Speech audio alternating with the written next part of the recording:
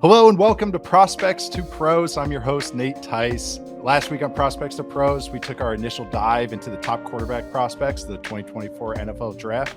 Look at the pretty boys, see where those kind of guys stack up. But today we're going to be looking at all the other top prospects from all the other positions that maybe don't get the pub like the pretty boys do, but they're some real blue chippers to talk about. And who else can help me more than the athletics draft expert than Dane Brugler to talk about these blue chippers? So, Dane, how you doing today? I'm doing good. My 6-year-old daughter was asking me the other day why I just watch football all day and I talk on the phone. And I tried explaining kind of like my job and, what I'm watching and when I go on school calls and things like that. Let's just say I'm very excited for next week when school starts again. My son, he's upstairs playing my old NES Nintendo system. Yeah. I try to keep him busy while I do this. So I love my kids, but I'm definitely looking forward to a normal routine again starting next week. It's the original Nintendo NES, not Super yeah, Nintendo? yeah. That's what I grew up playing. So he's Yeah, trying to beat Super Mario 3 right now. of course. Does he know where the warp whistles are? No. He has to figure this out on his own, right? I mean, that's what we had. We couldn't look it up on the internet. We couldn't, it Gotta was get all the tip word at of mouth. recess. You got to ask little Johnny's older brother, the There you sixth go. grader. The sixth grader. How'd you find the second warp whistle? Where'd you find That's it? That's it exactly. So no, he's so into Mario and he's got a Switch and all that. So he'll be busy for the next couple hours. Like they call those platforming games now, what we used to just call video games. It's just Sonic and Mario and all that. And I think like platform is a perfect word because it's a great like 101 video games. Like those games are just perfect like fundamentals because you only have the two buttons, A and B, and then you got the moving D-pad, and that's all you need. And it's just timing and learning the map and learning the level. So it's like it's great fundamentals for the video game playing. I love that. But any sports games for the NES? I can't remember which were the good ones. Tecmo Bowl? Is that on he's got Tecmo Bowl. That's on there for sure. That might be one of the only NES sports games yeah. that still works on that one. But no, I was disappointed. Like, there's no Madden for the Switch, so like he got really big into the NFL last year. He's 7, so he's still learning things. But I was disappointed. I went to go get Madden for him for a Switch, and they don't make it. So I'll have to. I mean, growing up, we had Quarterback Club and Blitz, and all the good ones. So. That was Quarterback Club was 989 Sports or whatever. We had NFL Blitz, obviously, NFL Blitz 2000, which was phenomenal. Yeah, we had a few of those. I remember Madden 64 being kind of disappointing after the NES games. But all right, enough of the video game talk. I could do this for the whole episode, especially once you mentioned the Switch, and that's what I play mostly now. But the Switch is great. But noted that this draft class, has the two quarterbacks that are going to get a lot of headlines, and it's going to be a really fun discussion throughout the whole year. Like I think I put it this way, and I think you did the same. Those guys, Drake May and Caleb Williams, they're up there. They're top prospects. But this draft class is really interesting because there's some real deal talent at the other spots, especially on the offensive side of the ball, at least in my eyes. So kind of want to start on the offensive side of the ball. Other players at the top of the draft, other than Caleb Williams, other than Drake May, what are some other guys, some other blue chippers? We can start with the receiver position because I think there is one guy that can really comes to mind in this discussion. But other blue chippers at offensive spots. So we'll start with pass catchers, maybe go receiver and tight end, some of the top guys and other names of note that you have through your summer scouting have seen so far. Yeah, and I'm mapping out my top 50 right now, my initial top 50 for the 2024 class. That'll go up next week. And the first 6 guys are all offense. And I don't see that changing. I think they're going to be my top 6 when I turn the top 50 in. And 1 is easy with Caleb Williams. 2 is pretty easy for me too. That's Marvin Harrison Jr., the Ohio State receiver. It's a challenge to talk about him without sounding like a prisoner of the moment. And trying not to sound too hyperbolic because he's flat out one of the best wide receiver prospects I've ever evaluated. And the thing is, you could tell almost immediately. Last summer, I tweeted out that Harrison would have been the no doubt about it wide receiver 1 in last year's class. And reading the comments now on that tweet are So hilarious. funny. I mean, a lot of, oh, he's not even the second best receiver on his own team behind Igbuka and JSN, who are two really good receivers. Mhm. But look, Harrison's different. And he had something like 11 catches that first year. And just based on those 11 catches, you could tell this guy's different. And I think, I mean, thankfully, Harrison lived up to the hype last year. He was unstoppable. What you love about his game is just how well-rounded he is. He's got size. He's 6'3". He's got long arms. He's expected to run in the 4.4s. He's been clocked north of 23 miles per hour in-game radar. His dexterity, his agility are uncanny. Just wait till he does the short shuttle at the combine. Bruce Feldman released his freaks list today on The Athletic, which I encourage everyone to check out, because that's a lot of those guys in that freaks list are the guys we'll be talking about as, quote unquote risers after they test the combine. They're just freak guys. But Harrison's number 2 on that list, and it's not really a mystery why. He's got that size speed combination, but the other part of his game that gets you really excited is how skilled he is as a route runner. The tempo, his steps, the ability to leverage coverage with his break quickness. And then the cherry on top is the catch point stuff. Growing up, I was always, I know you'll really like this, Nate. I was always amazed at Chris Carter and the ball skills. He had this remarkable ability.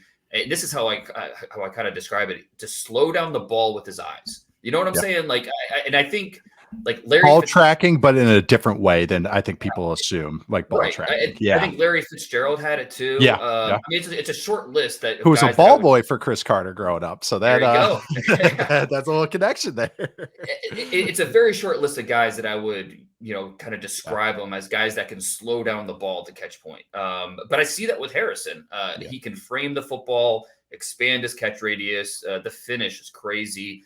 Even when he's covered, he's open. And that's absolutely the best compliment that you can give to a receiver. So I'd love to hear your perspective on, because I know you agree with a lot of what I'm saying, but I'm also want to hear about what you think he can improve upon, because it's like I said, it's easy to talk so glowingly about him because of everything he does well. But I also want to get the other side of the coin on from your perspective on what do you want to see from him this year that kind of just solidifies himself as, okay, he is worthy of all this hype and praise.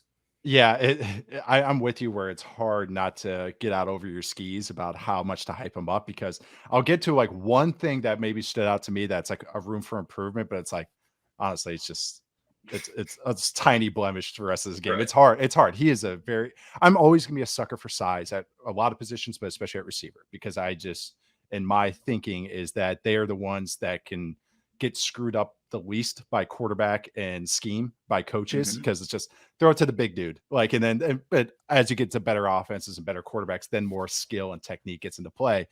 Well, Harrison's awesome because he has both. He's 6'3", he's long. He stacks guys. Like the long speed surprised me. I thought he would maybe be like the typical long developing speed guy that maybe wins at the end because he's more of a 4.54 type guy. Nope, he stacks guys quickly. He wins at the press, or wins against press, which is something I wasn't sure about until I studied him, and he's winning time and time again. There's corners that we'll talk about later in this discussion that he's just shredding. He's just making it. They look like amateurs. They look like freshmen playing their first time. And that's like, oh, that guy might get drafted in the first round next year. He is just his hands you brought up, the ball not moving. I always say snatch the ball, like truly snatch the ball as opposed to catch it and let it come to you. He actually does that. That's what I always loved about Devontae Smith, was that ball never moved. As soon as it stuck his hands, that ball just stuck. And Harrison does that. The quickness is unbelievable. The route running, he's already a good route runner, and with polish. They ask him to do some of the advanced routes they asked Chris Olave to do, and Harrison's 3 inches taller and longer legged. It's pretty remarkable. I would say my one blemish, and this happens sometimes with longer targets, usually with tight ends, but sometimes with long armed receivers, is throws at his body. He could be a little bit of an awkward catcher. And that's just because they just don't know how to turn their hands. It's just a little awkward for a longer armed guy. And I've saw maybe 2 drops that came up in those types of situations. I believe there's one against Michigan where it's like kind of like a I don't know how you would describe it. It's almost like a rising crossing route that Ohio State loves to run, and it kind of just pegged off his chest. But it's not where he makes all the other catches that I'm not going like, oh, his hands are iffy. His hands are good. It's just maybe that's it. But that's really, I'm trying not to like get like, I mean, he's I'm pretty tough grader on receivers. Like to take one top 10, I think the guy has to be a real true dude. It's like, I'll take this guy top 5.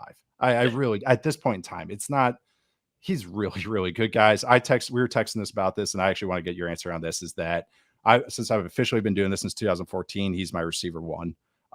And it's, and I wish I could like say this guy or this guy I like better, but he's, to me, kind of the perfect receiver prospect in my eyes, because he's the type of guy I really like, but it also has the polish, the physical skill set, the technique, the polish, and a little bit more room to grow, like even into his frame. So he's kind of the perfect receiver prospect for me. This is how we're starting off the show. Perfect receiver prospect. That's how we're doing this. But that's my main negative with him right now. It's hard to talk about him without sounding hyperbolic. You know, it really is. And he's listed at 205. You know, you'd like to see him closer to 210, 212. Yeah. So maybe what was AJ Green coming out like I know that's the common comparison with him, but like what was he like 208-ish, 210? I can't remember off the top of my head. But I mean, yeah, he's in that range too. So you know, he was 211. Okay. So that's like a good goal for Harrison. It's like I think that's probably the frame you want to get to. When you look at, but his play strength is awesome. You know, like he doesn't. It's not like it's a must requirement for him to. You know, it's just one of those things you'd like to see just to kind of check the box. But there were a few times where pad level, and like you were mentioning with, you know, for taller wideouts, it could be tougher with, you know, using that length on catches that are at your body. Like I think sometimes pad level was an issue for him, but yeah, for the most part, it's we're nitpicking here. The sales pitch is easy. He's going to walk into an NFL building and has the ability to immediately be the wide receiver 1 for that team. Like that are very high expectations, but they're realistic expectations for him. And I'll say it right now. Barring any injuries, I will be absolutely shocked if the first 3 players drafted in April, which is, you know, still 8 months from here, Caleb, Drake May, Marvin Harrison, in whatever order it ends up being, I will be shocked if those are not the first 3 first 3 players drafted in April. Something will have to have happened for those 3 not to go top 3. And to your point about the best receiver prospect sense, Jamar Chase is the only one of the last 10 years that I think, you know, sticks out for me as kind of being in that top tier you know, category. But Harrison's got the size advantage. You know, he's a little more as advanced as Chase was coming out in terms of his ability to you know, throttle his routes and just kind of toy with corners and then win at the catch point. I mean, Harrison does all of that too. And so I think Harrison might even get the edge there. So yeah, the last 10 years, it's not a stretch to say Harrison's the best receiver prospect coming up. When you're getting mentioned with AJ Green, Julio Jones, Calvin Johnson, and Jamar Chase, it's like, yeah, this guy might be decent. And then it's not, and again, it's not getting out of like, it's not crazy. People that have listened to the show know I'm such a junkie for line play and how I rate premium positions, everything. Your statement about those are the top 3 guys, like, or those potentially will probably be the top 3 draft picks. It's like, I'm not blinking an eye at all. I'm like, no, I get it. This guy will change your offense like day one. And what you're saying is day one, he's a true X receiver, which is already crazy, but he already has the polish. And also you can't discount the pedigree with his dad. He's going to be a pro. The fact that we've been talking about him for over 10 minutes and we just now brought up that his dad is a Hall of Famer, that tells you everything you need to know about this guy as a player, that, you know, he's doing this on his own. Like, it's not like we're giving him a bump because of his last name or the bloodlines or anything. I mean, obviously that has played a part in his development up to this point, but it's not a driving reason for these gushing statements we're making about him and the high grade that NFL teams will end up giving him. and he's like, his body type's so much different than his dad. That's what's so funny. It's like he's yeah. taller and long. It's weird. It's like, Yeah. I don't know. I want to see what his mom like how tall his mom was and everything. It's Right. crazy. Was she like all-American volleyball player? Yeah, Yeah, or like a long right. jumper or something. Yeah, I know. Right. I know. I've been trying to figure that out, but that's the thing is like his footwork. It's like you do see his dad's footwork with him, but he's taller, which Yeah. that's just crazy. But outside of Harrison, which again we're basically both we're saying yeah, top 5 player any way you shake it in this draft class easily, and one of the best like receiver prospects in a long time. But outside of Harrison, are there any other receivers? You kind of had an interesting list, I thought, with your receiver primer class, and kind Yeah. of like a lot of guys that could potentially rise. There's a lot of interesting names, but maybe no one's cemented right now. But who would you could possibly see that maybe could rise as maybe a top 20 guy, or someone maybe up here in the top half of the first round, if there are any, or any other guys that might be interesting names in the first round? For me, there were only two other guys that I felt comfortable saying, okay, these are first round players Yeah. at the position. And that's Malik Neighbors from LSU and Emeka Egbuka from Ohio State. I mean, LSU and Ohio State producing wide receivers. Who would have thought? You know, Crazy, right? We've heard this one before. But Neighbors, like he's explosive. He can beat press. He's got a fifth gear to win deep. He's another guy who doesn't really have that full body of work yet. So Yeah. we're betting a little bit on the traits and the flashes that we've seen up to this point. But with Daniels coming back at quarterback for LSU, you feel like there's the chemistry is going to build, and LSU should be a real contender this year. They are absolutely in that playoff conversation, and Neighbors is a big part of that. I think he has the tools, and he really heated up as last year went on. He was the SEC championship game. He was big. He was the MVP of the bowl game. So the trajectory, the progression, I think you're really encouraged by. And then Egbuka, he's so polished. Once JSN got hurt, he moved into that slot role a lot of times, and he just feasted on coverage. I mean, he's a lot of the things we said about JSN. Egbuka has that in terms of the technique, the catch and run stuff. He's gonna have better speed than JSN. So he's just a really. I feel like you know what you're getting, and does that have value? Like, even though he might not be the elite of the elite in terms of size, speed, some of those physical characteristics, you know exactly what you're getting. And in today's NFL, where everybody is looking for playmakers at receiver who can help move the chains, put points on the board, Egbuka can absolutely do that. He's another guy that snatches the ball. The catch and run stuff's really impressive. So I think both Neighbors and Egbuka, to me, were they're first round guys. And those are the only two guys outside of Harrison. So I think if Harrison's on a tier by himself, these two for me are on that next tier by themselves. So eager to see what you saw with those guys. I'm completely the same. I think I have Egbuka kind of like that late first round, early second round grade, kind of similar to maybe what I had with JSN, where it's like you pick him in the 20s. I'm so comfortable with that. I think how you sum him up is great. He does a lot of things well. And at first, when I remember texting you, and I was like, I'm kind of lower on him. And then I actually studied him, where I'm not watching 20 other Ohio State guys at once. And I'm like, actually just watching him. You wrote it. He's subtle. Like, he has subtle positives. And he just screams a good number 2 option in the NFL. Like, he is a Z that can play the slot, but can play also Z on the outside. I threw a Nate Burleson comparison to you because that's what I kind of see. He's like a zone beater. He does a lot of things well, short and intermediate. He can create a little bit after the catch. He's got good hands, kind of just does a lot of things well, even if none of it's overwhelming. So he's a guy that on the right team, again, we're projecting 8 months from now on the right team. I really like him. They already have a true number 1. They're like, we need to add to our pass catchers. Like, ooh, this guy could really slot in, and he can play the slot too. No pun intended. And then, I would say with Neighbors is that he kind of matched LSU's season where they were really a second half team. And by the time I kind of checked out on watching them, I have to like revisit that whole entire offense and watch Daniels and everything. So he's I thought he was a great guy too, to kind of throw up there. And it's one of the later watches for me of this receiver group. He was probably like the 7th guy I watched, but I totally agree with you that I could see the burst, the explosiveness, that like he has traits. It's just that he needs reps. And that's what we saw in the second half last year. So definitely one to keep an eye on. I loved your shout out, Keon Coleman, the transfer from Michigan State. Do you want to talk about him real quick? Because I think he might be a riser, maybe when this is all said and done. Yeah, that's a guy that I think once more people get eyes, because he's not a guy that I've heard many people talking about, but once more people get their eyes on him, Keon Coleman from Florida State, he's a guy that will be talked about a lot more.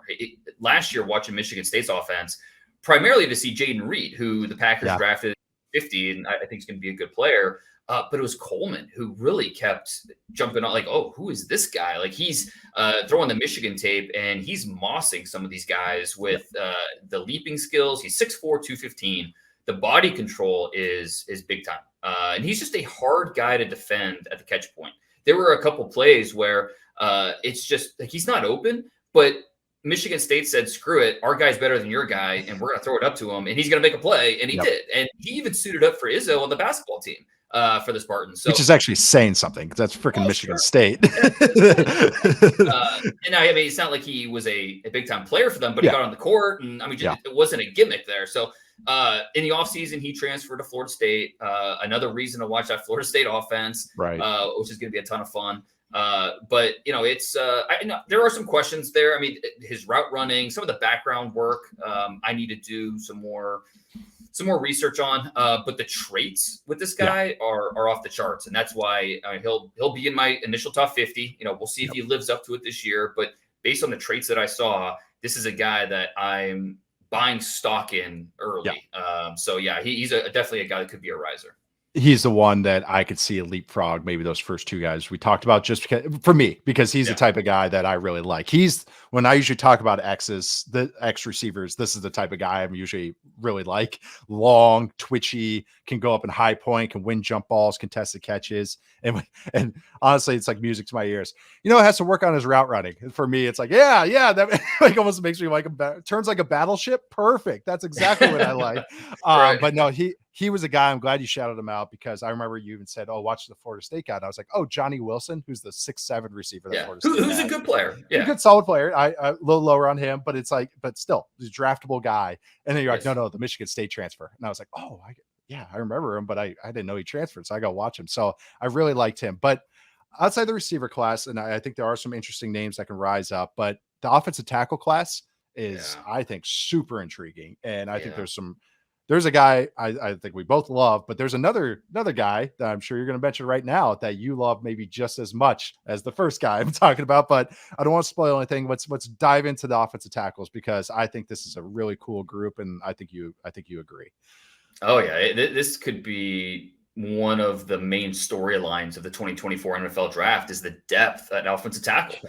And I mentioned I'm mapping out my top 50 right now, and I'm going to have at least 7, maybe 8, maybe 9 offensive tackles in there. Wow. We'll see how, where we end up, but there'll be a lot. This class has that type of potential. I came into the summer thinking Olu Fashanu, the Penn State tackle, was going to be my top guy, and he is.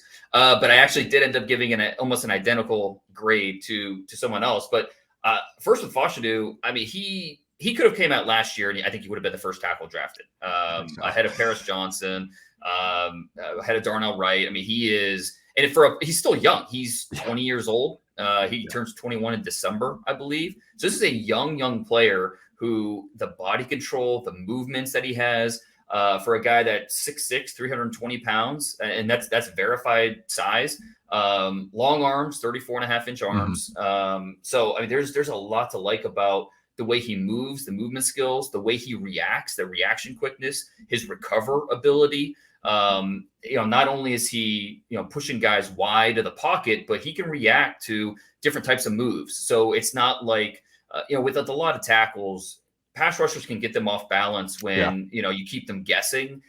Fashanu, he's so smart that he is ready for anything. And that's so impressive for a guy that is as young as he is.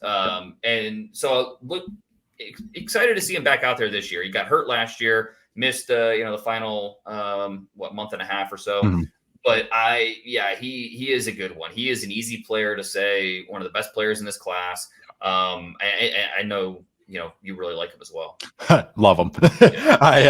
If we threw out a fourth name that we would say lock for the top 4, he'd be the fourth name. Cause I mean, he's up there. If like Marvin Harrison wasn't in this class, I'd be like, this is the best non-quarterback in this class like that. That's fair. But the other Yeah. guy we're about to talk about, good tout on the second guy, by the way, but we'll get to him in a sec. But I'm glad he brought up that he has a little bit more polish and awareness that you would think for a guy hasn't played a ton of football as far as at the college level. His eyes were good already. Yeah. I Yeah. was pleasantly surprised. I thought that when I turned on the tape with Fashanu, I thought it was going to be just a big raw athlete and big long guy. He was good in the run game. He has good eyes in the run game. He's always going to the right spot. Games and twists and blitzes, like the Ohio State game is the one that stands out to me, where they're dropping guys off and his eyes are turning inside right away. He has a great understanding, which was a pleasant surprise on top of what I think are just really very good to great traits: length, lower body strength, foot quickness, and a big frame. I think he's fantastic. Probably even the class from 2 years ago, which had three interesting tackles at the top.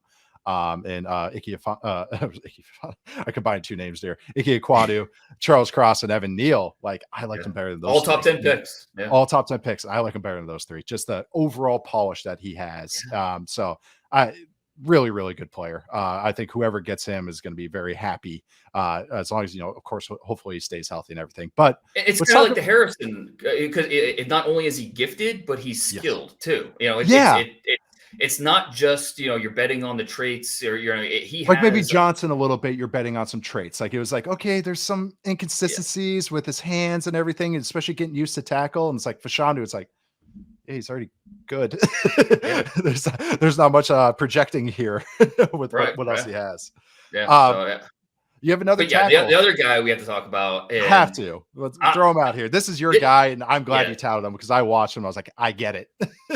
Right. This is like my Christian Gonzalez from last year, who I planted my flag on very early. I'm planting my flag with Amarius Mims from Georgia. Like I said, I thought Fashanu would be my easy OT1, and he was, but it wasn't as easy because, like I said, I gave it an almost identical grade to Mims. I did not expect that. And this guy does not have a body of work.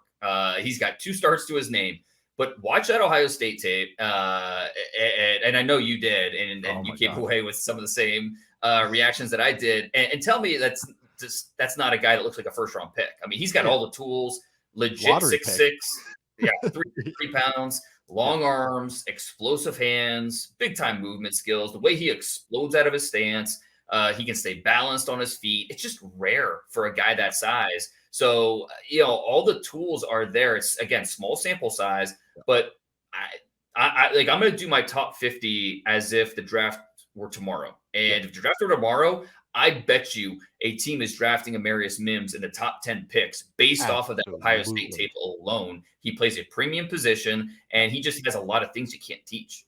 Yeah. He's he's all of 6'7" and long arms, and he moves like he's 6'2". Like, he is, it doesn't 80 pounds lighter. Yeah. Yeah. He's 6'7" and 300, a legit 330-ish. I think it was. I don't know what you had listed at, but I'm just guessing. 330. Yeah. 330. But it's not sloppy. It's not. No, it's not. Doesn't need to shed any of that weight. Nope. Yeah. No, it's not Zion Williamson 330.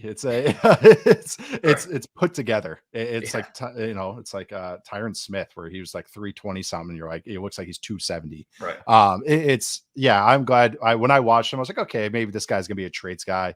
Long, like, excellent hand usage already. Just a good athlete. I thought his get off on every snap showed that he had confidence, and just like, he used that athleticism. There's some guys that test better, and then you watch them, you're like, you can tell they're thinking on every snap. Yes. This guy gets dropped into the very deep end against Ohio State, and he acted like he's been played, like, had 30 starts under his belt. It was shut him out. It was remarkable. Great. Yeah, shut him out. I know. He had good eyes, everything. He got fooled once, and then they tried it again, didn't get fooled again. That same thing I talked about with Fashanu against Ohio State. Yeah, I watched him. I was like, I totally see a top 10 pick here. He finishes on plays. There's the screenplay where he's down the field and he gives like a glancing blow to a DB just on his way to the end zone. Like, he's a total package. I really like these two guys. And there's a third guy I like as well. I'm sure you'll get to him, but these two, to me, between Mims and Fashanu, was like, these are top 10 guys. This is what these guys look like. It's not squinting and going like, there's traits there, but we got to polish it up. It's like, these guys tomorrow, like you said, it's like, teams are going to love it. Teams are going to love their traits. But yeah, there's other guys that we got to touch on. Your tackle class, who would maybe be your tackle 3 right now, or maybe any other first round picks, like the ones right now that you feel really good about that'll go high. JC Latham from Alabama would be my next guy. He's Same. another one like Mims that's just that big, broad, thick body, Yeah. 6'6", 335, probably closer to 340, 345. Yeah. Thickness, power, but he's not a slug. He can No. move. And when he uses that reach and times his punch, it's over. He'll anchor, he'll lock you down. But he's still inconsistent in that area. A lot of youthful mistakes, from false starts to struggling to recover because technique is all over the place. So the discipline, the on-field discipline, the fundamentals, they need to improve. And it'll be interesting with him moving from the right side to the left side this year. I thought this guy looked maybe a more natural right tackle. So we'll see how he responds to moving to the left side this year. But what you love about the SEC is Latham. I mean, he's going to be tested week in, week out with the rushers in that conference. So we'll find out pretty quickly if he's legit on the left side. But I based off of his traits, his ability, he looked like a top 15 pick to me. Same. I got a lottery pick grade on him. I'm the same way. A lottery pick to me is top 20. So yeah, same thing. Okay, yeah. Yeah, same exact thing, or top 18, I guess now with 14 teams in the playoffs. Kind of ruins that, my old saying. But really, I liked him more than I thought I would. I thought even just his body type, I was like, okay, he's a little thicker. This is a guy that'll be a guard that got bumped out the tackle because in college. And I watched him. It's like, no, he's got good feet, good technique. He's like so thick, and I just couldn't get over that. And I mean that in a good way. Yeah. Fires off the ball. I thought the same thing. Some of this technique can be inconsistent. Like even in my notes here, I thought he overset at times. But it was good to see. It was like a good and bad thing. It's like, that's fixable. The overset, Ike Ekwonu had the same issue. But it's one of those things where it's also kind of cool because then you see him adjust, recover. It's like self-inflicted, recovering. So it's like, okay, I see one good trait and one bad trait right there. But at least the one thing is coachable. And I thought he could get a little too tall of a stance in the run game. But he's athletic enough that it's like, okay, we can fix that. And yes, I thought these three, I thought Latham was like an easy number 3, where it's like, man, this guy's, and some other classes would be the first guy. It's just that I think 2 other freaks in this class that he has to be behind. Would he have been the first tackle last year for you? I like him a little bit better than Wright and Johnson. Yeah. Those were my top 2. It was Johnson for me was like, I was projecting a little bit. I was like, like some of his pass sets were just, he needs technique work, but it's like more traits and tenacity and mindset that I really was betting on. I'd put it this way. I'd give Latham the same grade as Darnell Wright, which is a lottery pick grade. Like, maybe not top 10, but in the teens, which is kind of fitting where Wright went, more or less. He went 9, but it works. It works for this discussion. The fourth guy on my list, to the chagrin of Notre Dame fans, Joe Alt, who, look, Joe Alt's a good player. It's just, I think, I just did not see the top 5, top 10 slam dunk draft pick like a lot of people are making him out to be. And he's very consistent in pass pro. He's a good athlete, not a great athlete. He can run rushers wide. He can control guys with his length. There's some stiffness there though, especially in his lower body where he'll get hunched at the waist. I want to see, the biggest thing for me is I want to see more ammo in his hands when he is able to get his hands on guys. So he's going to be tested from the get-go. Ohio State's on the schedule early again for Notre Dame. So we'll see how he does in that matchup. But I do think Joe Alt is a first-round player. I just think that he's not the could he end up going top 5 or top 10 like a McGlinchey did? Like it's possible. Like, I'm not saying no way he's going to be a top 10 pick, but I'm just saying he's not that lock, slam dunk, easy top 10 guy like some people talk about him. Right. Like the top 3 guys we just talked about, like that's like, even for me, like I was comparing to last year's class with Latham, is that like those guys got overdrafted. There's the inflation when you usually offensive tackle, quarterback, edge, these positions, there's a little, that's premium. So there's a little inflation from the grade and where they're drafted at. And I'm right there with you. Kind of disappointing watch when I watched Alt a little bit, but like you said, there is enough to like. The length is good. His eyes were pretty good. I thought like he had a little bit of that polish. I thought sometimes he just was slow out of his stance. Sometimes he was narrow stepping, stepping too narrow, which was Yeah. surprised me because of his background. Being a former tight end and everything. I thought those kind of traits would be very natural to him, getting out of the stance and kind of, those are the things that you do anyways at tight end. So I was kind of just, a little slow out of stance, a little lethargic in his pass sets. Sometimes when he finishes, he gets out over his skis, like as far as his head goes over and like he could stumble out, which is kind of a red alert for me. But having said all that, still pretty good. Still good in the run game. It's still solid. Like he's still like, I'm with you. I have kind of more of that late first, maybe early second type grade. Basically for me, I've said this before, is like, easy top 5, top 10 lottery. Yeah. And then after it's 20 to 40, you're splitting hairs more or less. I always say late first, early second. So that's where I have him at this point in time. Not to say he can't get stronger or improve more or anything like that. But maybe a couple months ago, and you're fighting a little straw man here, people are having him as a top 5 guy. I don't see that at this point in time, but he can get better, and he's still a good player. Well, and I was with you. I had the same reaction, late first, early second. But to your point, he'll get that bump. So, when I do my top 50, he'll probably end up somewhere in the top 25 just because of the position that he plays and the fact that, he can get better. You love the bloodlines with him. His dad was a Pro Bowl tackle with the Chiefs, blocked for Joe Montana in the early 90s there in Kansas City. And so, there's a lot to like about him. It's just, this is to the original point of this tackle class being so good. Like Houston's Patrick Paul, he was 5th on my list. He's another guy who could easily end up. Curious about him. Yeah, he could go in the first round. He's a good athlete. He's competitive. He's still raw in a lot of technical areas. And he's not a guy that can go out and play tomorrow in the NFL. He might not be ready a year from now, but I still think the tools are going to get him in that top 40 discussion very well into that first round. I like Arizona's Jordan Morgan a lot. I liked him a lot more than I thought I would. He really grew on me, but I'll let you finish. Sorry. But I'm glad you mentioned him right now. No, he's a guy that I think he had an injury late last year, but could have came out and, would have been probably a top 50, top 60 pick. But with another year, he could end up in that first round. So there are a couple more tackles that, are in that mix, but it's a very tackle rich group this year. And, the NFL just loves to hear that. Absolutely. And you didn't even mention like Graham Barton from Duke, who probably might kick into guard, but he's playing tackle for Duke, and he's an interesting player. I have a late first, early second grade on him. He might end up being a guard prospect for me as well. I watched the North Carolina tape. That kind of disappointed me a little bit, but we'll see how he grows this year. He does some things too. I'm glad he brought up Jordan Morgan. I didn't think I'd like him that much. I think he has average lower body strength, but his movement ability, he has a little bit more pop to him than I thought he would for his body type.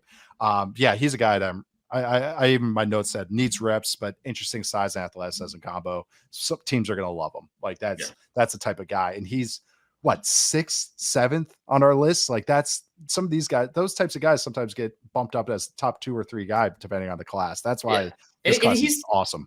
He's a late bloomer. Like as a freshman in high school, he was a quarterback, and he was like 5'10", 180 pounds. Like this guy just started getting bigger and bigger and bigger. And by the time he was a senior, it's like, okay, I'm a legit offensive line recruit, and goes to Arizona and again he started almost immediately. I think they planned to redshirt him, but then injuries forced him on the field. I believe his first start ever was against Kayvon Thibodeau in Oregon.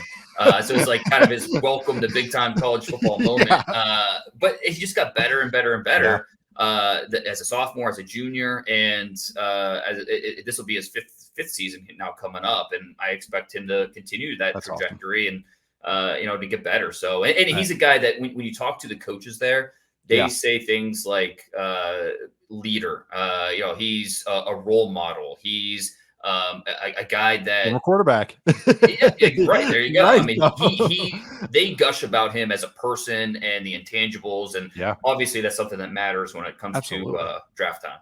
Especially a guy that you are hoping keeps getting better. He still has room to grow. So hopefully you want to be a hard worker with that. So after we just gush about tackle class, let's maybe get some more, we'll stick with the offense, maybe kind of the best of the rest, the other positions. Any interior lineman, a tight end or a running back that maybe you see in the first round? I know there's one tight end that's getting a lot of pub right now, but so maybe we'll start with tight ends and this guy, and then maybe the rest of them. But then any other of the other positions, quote unquote, on the offensive side of the ball, any kind of guys that stand out amongst the rest of their group. Yeah, we've got to talk about Brock Bowers, right? I mean, he's he is. We're gonna have we had this tight end conversation 2 years ago with Kyle Pitts, and how early is too early. We're going to have it again with Brock Bowers. The last 40 years, there have been 7 tight ends drafted in the top 10. None of those 7, and some of them turned out to be quality pros. I mean, Vernon Davis and TJ Hawkinson, but I don't think any of the 7 have really lived up to being a true top 10 pick. Now, obviously, we'll find out with Pitts. What does it look like this year? Does he live up to the massive potential that we saw at Florida? But with Bowers, I think there will be teams that look at a tight end and say, we're just not going to draft one in the top 10, just based off of precedent. And, there's a track record there of top 10 tight ends not working out. But I don't know. When you think of but have you watched him? Yeah, like this guy is like for offenses, you're looking for mismatches. This guy's a mismatch. And, I think, just look at last year. Talking to scouts throughout the process last year, most of them had Michael Mayer as the top tight end because he could do everything. He was the more traditional tight end. Yep. But it was not surprising at all to see Dalton Kincaid as the first tight end drafted because of the potential that he has as a mismatch weapon. So and even think who went to the tight end that went second, Sam Laporta. Right. Yep. Yeah. No, good point. Bowers, he's that type of difference maker, right? Yep. Where it's just he's going to run really well. You can line him up everywhere. He's not. I mean, he can play in line, but you're not going to use him there for the majority of his snaps. You want him in the slot. You want him on the move. Because defenses have to game plan for him because he can be that difference maker. So he's basically a wide receiver with speed, body control, catch point skills. He's just in a more tight end like body. So where do you draft a guy like this? There's a good chance he does end up in the top 10, even though some teams will just refuse to go that route. So it'll be really interesting to see how that just plays out for him. I think too, like maybe a guy like Pitts was that, can he play in line? Should we work with him on that? Or do we just keep him at receiver? It seems like the Falcons are going like, okay, you're on the backside, you're an F, or really you're an X. They're kind of treating him like a receiver now. Or a Y, right. Or like it's everything.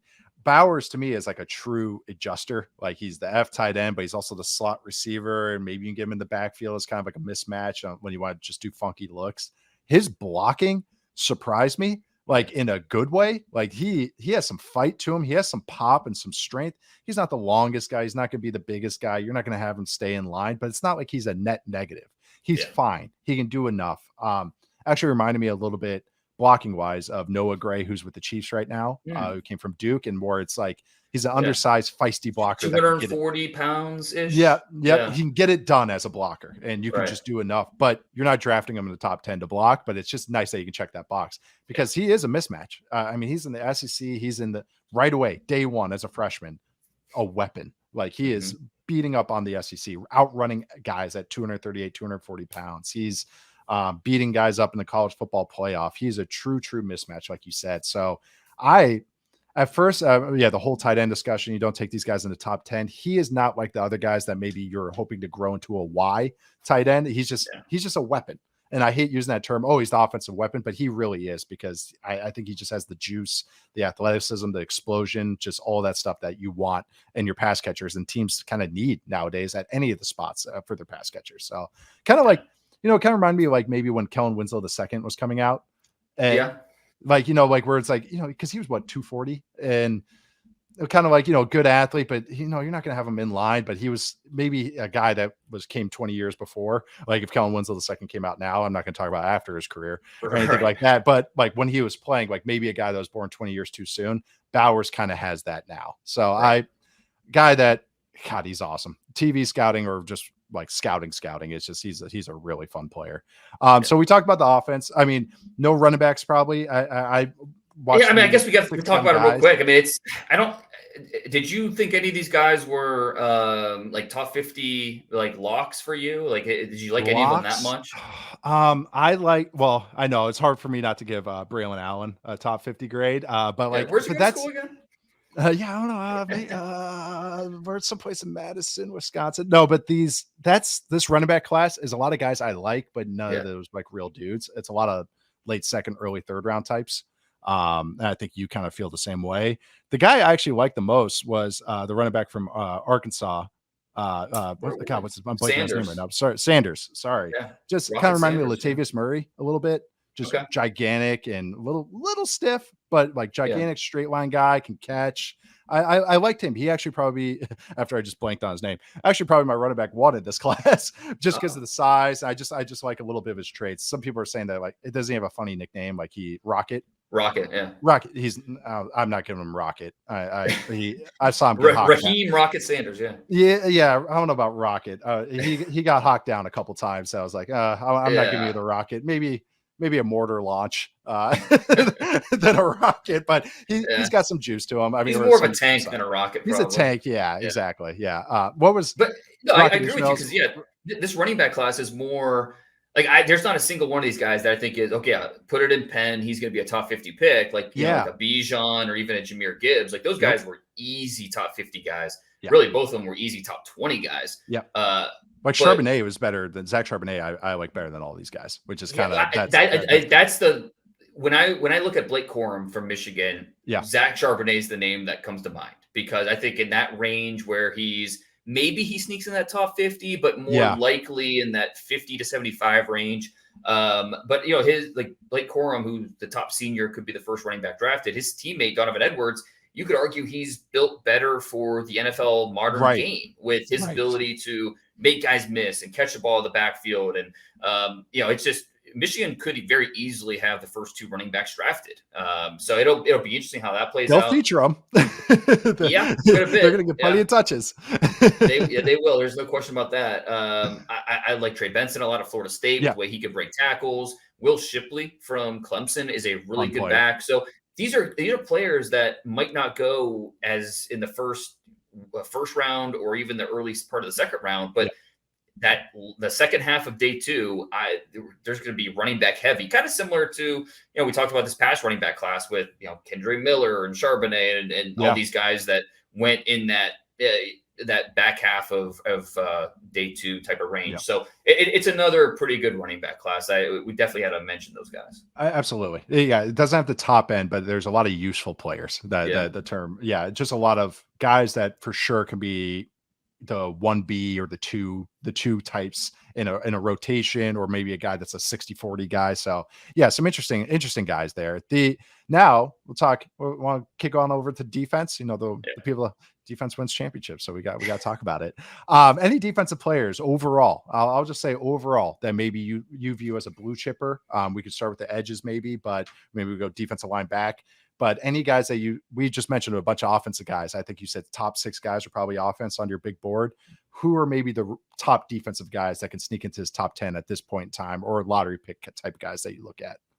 Yeah, I don't think that there's any defensive players that you look at and say, oh, well, that's an easy top 10 pick. Like we've talked about with Harris. I'm so glad you said that, by the way, real quick. I just want to cut you off because it's like when I watched the edge class, I was like, I'm waiting for one of these guys to really get me going, really get me juiced up. But they're good. They're just not great. They're not, and we'll see how they come out this year. I do like Jared Verse a lot from Florida State. Yep. I think he would have been a top 20 pick if he came out last year. Could he end up in the top 10 this year? Yeah, it's certainly possible when you factor in the position that he plays and the fact that 10 guys have to go in the top 10. He could end up there. So he is the odds-on favorite to be the first senior drafted in my mind. And let's just have that edge discussion now. Verse, I like a lot as the top guy because of his explosiveness. How active he is with his hands. He does a great job. Strong hands. Yeah, deconstructing blocks because of those two factors. Throw on the Syracuse tape and watch him against Matthew Bergeron, who you and I both liked. He was a top 40 pick for a reason, but Verse got him more than a few times. It was probably Bergeron's worst tape that I watched last year. And it's just the way that Verse would attack him. So Verse, who transferred from Albany, one of the best transfer portal additions we saw last year. If he continues to build on that, stays healthy, I could easily see him getting that top 10. I really like Dallas Turner as well. I think about how much criticism we heard about Will Anderson and his weight. He's even slighter than Anderson is. He's more 245-ish. But man, is he explosive. And his ability to get up to full speed with that second step is awesome. And it makes it really tough on blockers to contain him. So Dallas Turner, I think, is in that mix as being a maybe in other drafts he's not a top 10 pick, but in this draft, I think, we talked about the guys we think could go in the top 5. Okay, well, guys, between 5 and 15, guys need to fit in there. We're going to see some pass rushers in there. Dallas Turner, with that athleticism, could definitely fit in there. Is he on a Will Anderson level? No, I don't think he is, but he's still an explosive dude. So I would throw JT Tuimoloau from Ohio State in that same tier as kind of with just behind Dallas Turner. Just behind him. He's not the same tier as the Bosa's or Chase Young, other Ohio State pass rushers. Totally different type of player too. He's a plug and play starter, right? Because he has a rush plan. He's got a full arsenal. He has power. He's got twitch. He might not be as special in some of those areas, but he understands what to do. He's one like guy an old school strong side defensive end. How they used to that's be the differentiator in a 4-3. He's like the strong side D end. That's how he looks like to me, anyway. Sorry to cut you off. But he's not a bad athlete either. He's a guy that the coaches say he could have easily played college basketball if he wanted to. Really? Which I think says what kind of athlete that he is. The one guy that I did want to mention too, who I think if there's a guy in this class, this edge class, who could become a true lottery pick, like, okay, this guy's going early. Chop Robinson from Penn State, I think, could be that guy, because he's so twitched up. He is shot out of a cannon at the snap. I mean, there's things about his game that if he continues to get better against the run and just adds a little more variety to what he's doing, man, this guy has some things that you just can't coach. And I could see that going pretty early. That's when I watched Chop Robinson from Penn State.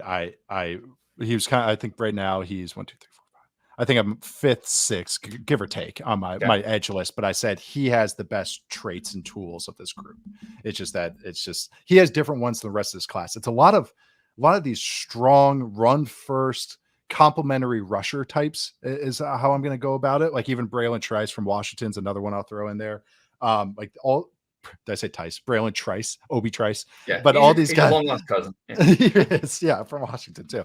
But all these guys have that strong hands, maybe not the twitchiest or bendy types, but more of a bull rush first type. Use that hands, shed guys, good in the run game, and can push the pocket and win over time as pass rushers, not those instant winners, if that makes sense. The guys that bend under and the plays over in a second and a half. And I'm pretty optimistic on Turner. Like I have him probably over Verse, but I'm probably having them tiered like as far as the same group of those two, because I just, Turner has a little bit more of that twitchiness, that disruptiveness, has some Nolan Smith a little bit in there, like, kind of just that little twitchiness, straight lineness, but he kind of creates chaos. I like these guys. I like guys that are good on games and twists, and Alabama has them do it all the time. He was in a stand-up role and dropping the coverage. I kind of like in modern defenses. I like how Turner will look. I agree with you, Verse. I was up and down with him. Then I reverse engineered it or I watched the late season games and turns out he was battling an injury. It seemed like, then I watched earlier season of the games and I really came around on him. But it's just strong.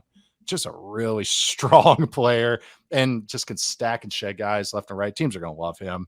And the other guy, and I just like this guy as maybe a second round type, but I like kind of his do it allness. And that's Jack Sawyer from Ohio State would be the other one I'll throw in there. I have him kind of below all the other 4 guys that maybe we mentioned, but I just like his usefulness and I just want to keep an eye on him. So I thought it was an interesting edge class where there's a lot of interesting players and useful players, but maybe not those aces that we usually see in the top 10 at this point in time. Right. Yeah. So Sawyer is that guy who not super bendy. There's not a ton of deception to what he's doing, but his hands are so strong. He'll create movement at the point of attack. He's always in chase mode. I mean, he will chase down plays from the backside, not just with that 4.5 speed, but it's because of the motor. It just doesn't quit. So yeah, he's going to be a day 2 pick most likely, and he'll be. He's not quite the athlete that Sam Hubbard was coming out of Ohio State. Oh, that's a but great comparison, though. But a As guy far that's as just play style. he's going to play a long time, and a guy that's going to your point, be useful, be a guy that's part of your DN rotation, and be someone that's a valuable part of what you're trying to do. It's nice when you watch and you're like, oh, this guy can be versatile or he can be useful and do all these things, but it's not theory. It's like you're actually watching him do it. He drops into coverage. He's rushing the passer. He's twisting. He's doing all these things. So I think I'm always kind of a sucker for that. It's where it's like, oh, there's some proof of concept of this. So, okay, moving off the defensive line, moving off the edges, or maybe just moving away from the edges, I should say, through the spine or through the corner class. I'll start with the corners. Any corners that stand out to you? Any blue chippers? I know today, when we're recording this on the 15th, you just released your corner primer article for the 2024 draft. I know one guy that I think we agree on is the top guy, but any other corners that you stood out to you as maybe first round picks or guys to keep an eye on? Yeah, this is another position that gets that bump, right? That premium position. If you're, we saw Devin Witherspoon was a guy that coming into last year was not being talked about as forget first round, forget top 5. He wasn't being talked about as a top 100 lock. He was maybe mid rounds. That's how teams were talking about him last summer. He moves himself into the first round, top 5 overall. And that's what you love about corners. There will be more. There are more corners drafted every year, the last 3 years, than any other position. We've seen at least 4 corners go in the first round each of the last 4 years. I will be shocked if that streak does not continue this year, because I think we've got a group of guys that are going to go early. They're going to get that bump. They're good athletes. Starting with Kool-Aid McKinstry from Alabama, who, coming out of high school, he was the guy, and he has lived up to it as being the 5-star, being the top corner in the nation, 6'1", 195. Not a blazer in terms of, what you usually expect from a corner, but he is fast enough. He's got those long strides. And his ability to compete at the catch point, turn, run, use that length. He's got ball skills. He is a smart, savvy corner. And there are times where, because he has those long legs, I wrote about, my article today about how he struggles on some comeback routes and, routes where some savvy route runners can separate from him at the top of the break, because it takes him a half beat to settle down, come to balance, and react. But he's a guy that is, he can carry deep. He can really contest the catch point. He can make up some of those inches because of his length and his timing. So there's a lot to like about Kool-Aid McKinstry and what he offers. Yeah, he was a very easy watch. Sometimes with corners, you do have to wait a little bit to see him actually doing some stuff, but right away he's physical in the run game. Very just physical with his hands, but it's not too much like Joey Porter Jr. last year, where he got himself in trouble sometimes when he's trying to be, all physical and pressy, and his feet aren't quick enough. I thought he was a way more of a fluid mover than I thought maybe with his length. I agree with you. His recoverability is what I like so much. His ability, turn and run, how they teach corner play with Saban and everything, having the eyes in certain places, and to be able to have the awareness of his eyes. I believe he started as a freshman at Bama right away. Yeah. Right. That's so notable. Like with if you're a starting DB as a freshman for Nick Saban, it's like, okay, I'm going to put a little star next to you because you're going to be someone notable. But it's his ability, just his eyes, his awareness, his ball skills, and then to be able to turn and run with guys. Like you said, it's not a blazer, but he's just such a controlled and balanced athlete. He just puts himself in a lot of good positions. I really liked him. I thought he was a very clean watch. He was the guy that really stood out, maybe head and shoulders, maybe some other guys, or maybe a head above some of the other guys. But there's some other interesting names. I know you talked about them, but let's kind of cycle down your list. Who's kind of your corner 2 at this point in time? Yeah, I went with Kalen King from Penn State, who I think I liked him a little bit more than you did. He has so much competitive energy, and that was the best way I could come up with, like, what he does best, because he just competes his butt off out there. And he blows up bubbles and screens. He blows those things up. It's awesome. Not shy coming downhill. No. He will, he'll beat the blocker to the spot and, arrive at the ball carrier with a little bit of pop. But he has speed where he can hold up in coverage, and, throw on the Rose Bowl tape, and he'll see him working out of the slot, turn, Yeah. run, cover, find the ball in flight, make the interception. I mean, like there are times on tape where he could be inconsistent, maybe down the field, but there are other tapes where I've seen him do it, so that's encouraging.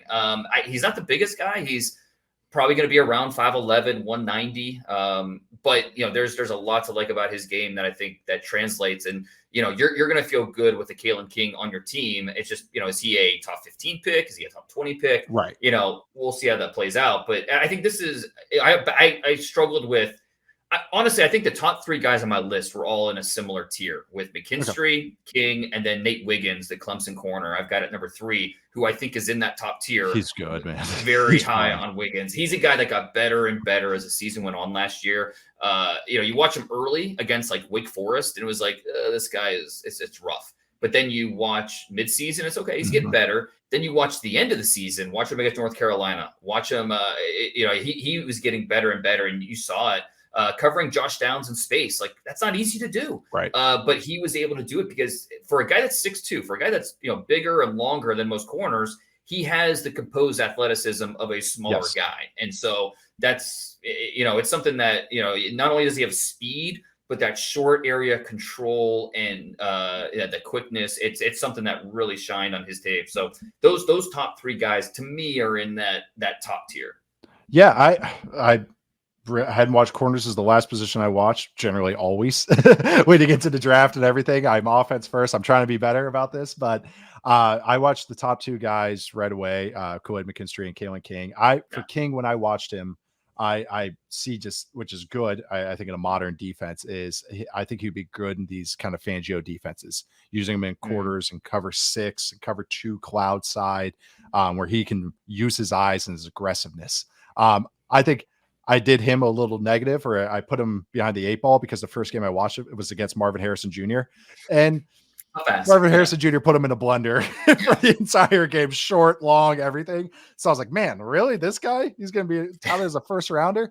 Then I watched other games and you see how physical he is. He comes up in the run game. He's got great eyes and everything. So I understand why people like him, but I watched Nate Wiggins this morning after you put out this article, and I was like, screw it, I'm going to watch one quick game. It also got me an excuse to watch Drake May again, which is always fun. There you go. And I'm watching through, and I get it.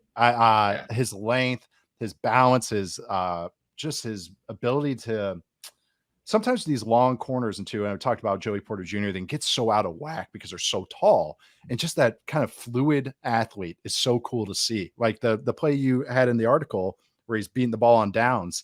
Like that body control and that hand-eye to time There's no up his space hands. allowed. None. Like the way he closes space with the receiver and doesn't give it up it's hard to do against a guy like Josh Downs. It is that, and those are usually the kryptonite for a tall, long corner. It's like crafty, undersized route runner. So I really liked him. He's going to probably grow on me the more I watch him. But other guys that you had though, is it Cooper DeJean? Yeah, from Iowa. From Iowa. Iowa's got another white corner.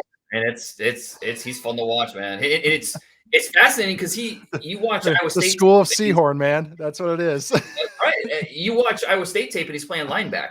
Then you watch a different tape and he's in a nickel. You watch a different tape, he's on the outside playing corner. It's like, okay, this guy just does everything. And so congratulations, you're a New England Patriot. Right. And there'll be a lot of talk about what position he should play at the next level. And it's not because he can't play outside corner. All right, let me just repeat that. It's not that he can't play there. It's that he's so good as a guy that can play near the box or can play against a slot as a nickel or can play. I mean, he just can do so much because his football IQ is high. He's a really good athlete. His toughness is big time. I've watched over 100 defensive backs this summer so far, and he was the best tackler of the group. Wow. He was really good, and that kind of saying surprised something too, guys, because the other corners we talked about are actually willing tacklers. So hearing that is actually pretty interesting. So wow, that's cool. That goes into how Iowa uses him, and it'll be interesting to see how they use him this year. If there's and that versatility is more of a plus than a minus, where it's like, okay, I don't know what to do with him. He can do all of these things, and so that's why. He was number 4 in this list, and it's versatile and not a tweener. Yeah, right. It's a big distinction to make with a guy like this. And then my 5th guy, just mention of Josh Newton from Absolutely. TCU. A guy that can stay in phase and cover guys up and down the field. So, last year with that TCU defense, so much, talk about Tomlinson and how good he was.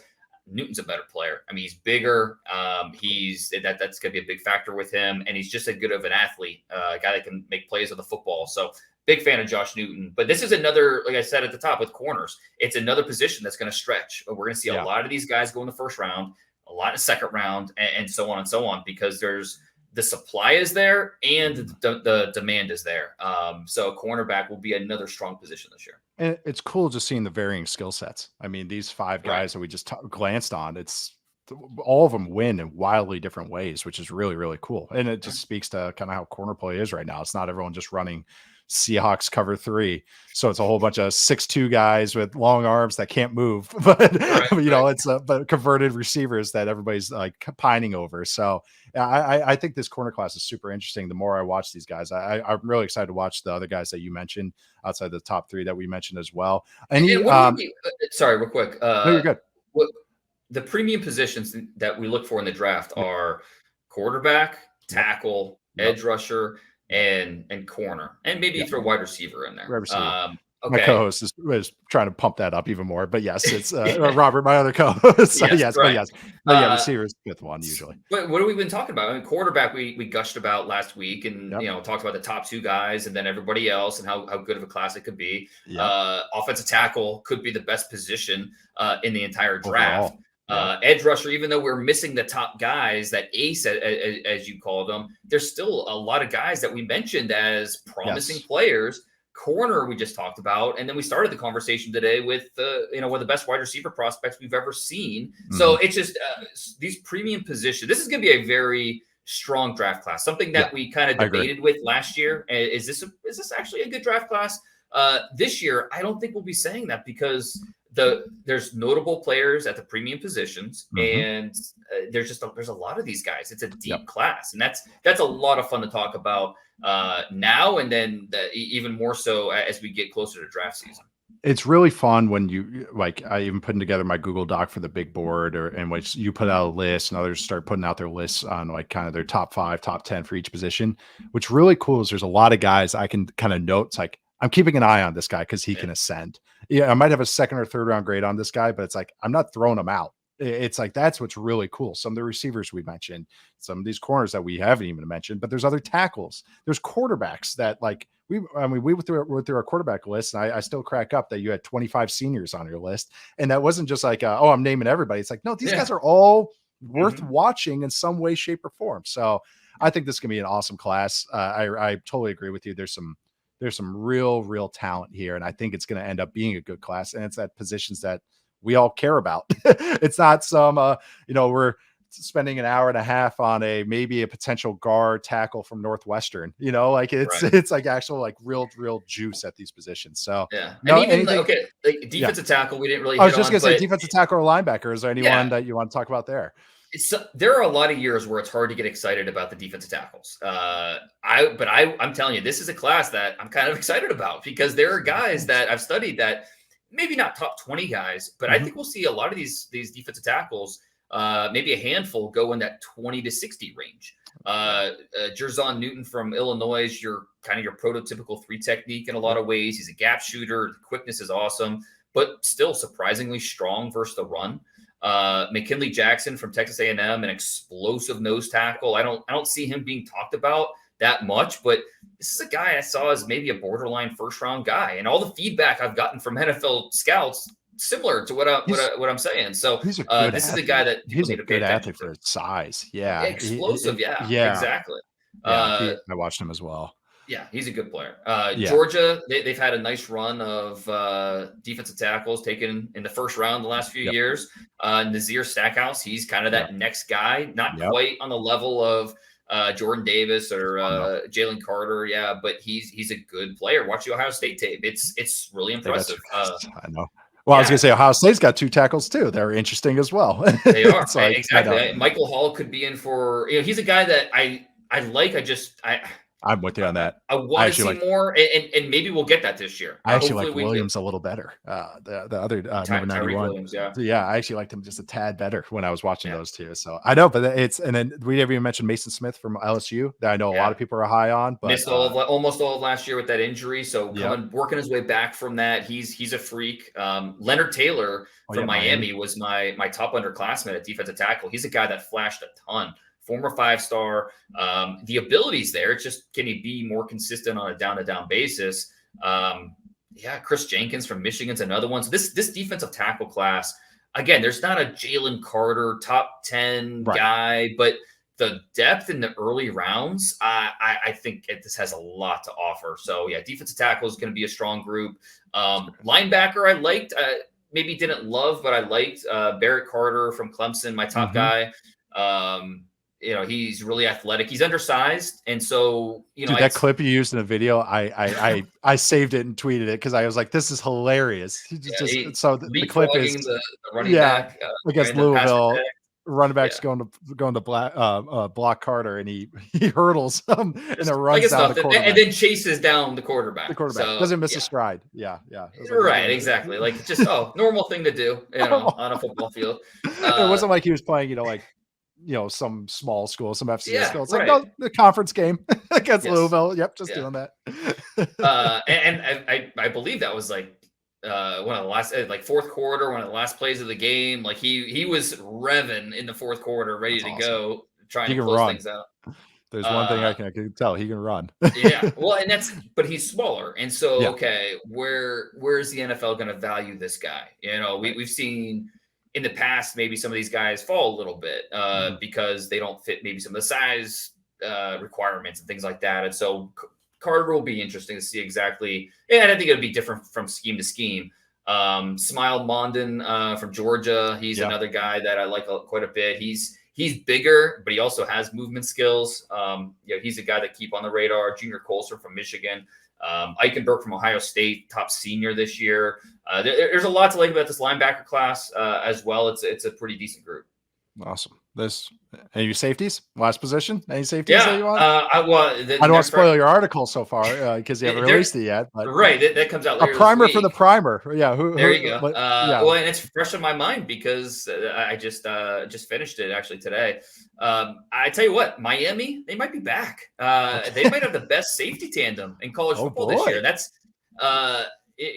Cameron Kitchens and James Williams. You think back, I looked it up, 98 to 2008, so like a 10-year stretch. The heyday of those Miami teams, they had 9 defensive backs drafted in the first round alone since 2008. So we're talking about like maybe 15 years. They've had one defensive back drafted in the top 50 picks. Exactly. Artie Burns, who didn't last very long with the Steelers. He's still floating around though, still collecting a paycheck. But Cameron Kitchens, this guy can play. If you want that safety with the center field skills, the ball hawking skills, this is a guy that has the range. He had 6 picks last year. Very interested to see what does he do for an encore this year? It's hard to duplicate big interception numbers like that. And so can Kitchens do that? Can he? If he does, he's going in the first round. Because he has some of the traits that you look for, and if he has the on-ball production, I liked him. So we haven't talked about any of these guys. So I'm glad to hear you praising him because he was a lot of fun to watch. Yeah. What other safety did you like, or did you watch that you? I watched Malachi Moore a little bit from Bama. Alabama, just kind of a versatile, and it's like they're rotating him in and out the games. Which is not a lot of fun if you're scouting these guys and you're watching every play and you're like, okay, where the hell's 13 at? So I watched the Miami guys. I watched Bullard from Georgia. And then I watched Bishop from Utah. Those are Cole Bishop. I'm not at the point where I'm stacking these guys, so I couldn't even tell you my first one. But I will say that Kitchens was the guy that I kind of liked the most, and I liked Moore a little bit from Bama. I want to see how he plays this year because again, he's another versatile type of defender that is more needed these days in the NFL defenses. So, one guy that I to add to that list would be Kalen Bullock from USC, who reminded me a lot of Trevon Moehrig when he's coming out of TCU. Kind of that guy that has range, has some ball skills. Like you think about, using him more of that split safety, a guy that can just cover a lot of ground. I mean, I think Bullock is that guy. He can, lined up on the opposite hash, make plays, on the opposite numbers. Like he has that type of ability.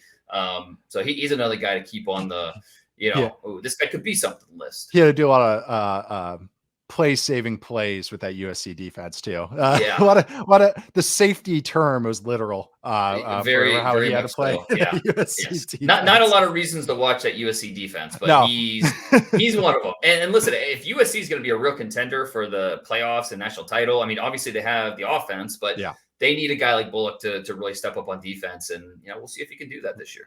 No good chances to do it. Doesn't have to worry about playing in the Big Ten yet, though. So that it doesn't have to fit those runs.